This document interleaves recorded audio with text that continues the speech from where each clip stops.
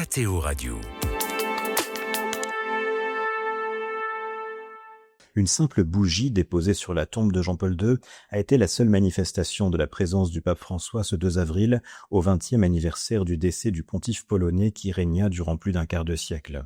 Toujours en convalescence à la maison Sainte-Marthe après son hospitalisation pour une infection respiratoire, François demeure en retrait de toute activité publique. Mais plusieurs événements ont eu lieu pour célébrer la mémoire de Jean-Paul II, notamment une messe à la basilique Saint-Pierre, sous la présidence du cardinal secrétaire d'État Pietro Parolin, entouré par une trentaine de cardinaux émus de se retrouver et de partager leurs souvenirs.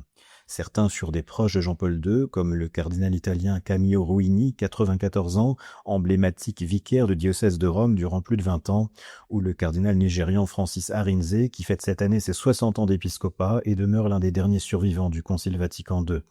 L'ancien secrétaire personnel de Jean-Paul II, le cardinal polonais Stanisław Dziwisz, a prononcé un mot d'accueil en italien en rappelant que l'Église garde le souvenir ému d'un pasteur venu à Rome d'un pays lointain.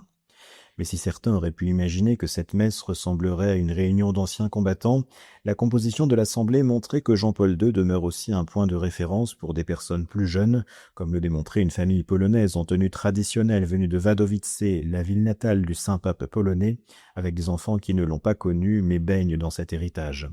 Pour de nombreux pèlerins venus de Pologne, mais aussi d'autres pays, Saint Jean-Paul II demeure vivant comme intercesseur efficace dans leurs prières et les aide à affronter les grands et petits drames de leur vie quotidienne. Chaque jour, des milliers de pèlerins viennent encore prier devant sa tombe, qui est souvent la première destination des visiteurs de la basilique Saint-Pierre.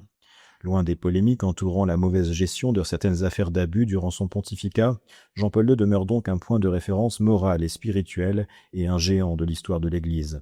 Vu de Rome, la relecture critique de certains points de son action dans le gouvernement de l'Église ne retire rien à sa sainteté et à la dimension prophétique de ses appels à ouvrir les portes au Christ et à la miséricorde divine qui infusent encore aujourd'hui dans la foi de millions de catholiques à travers le monde.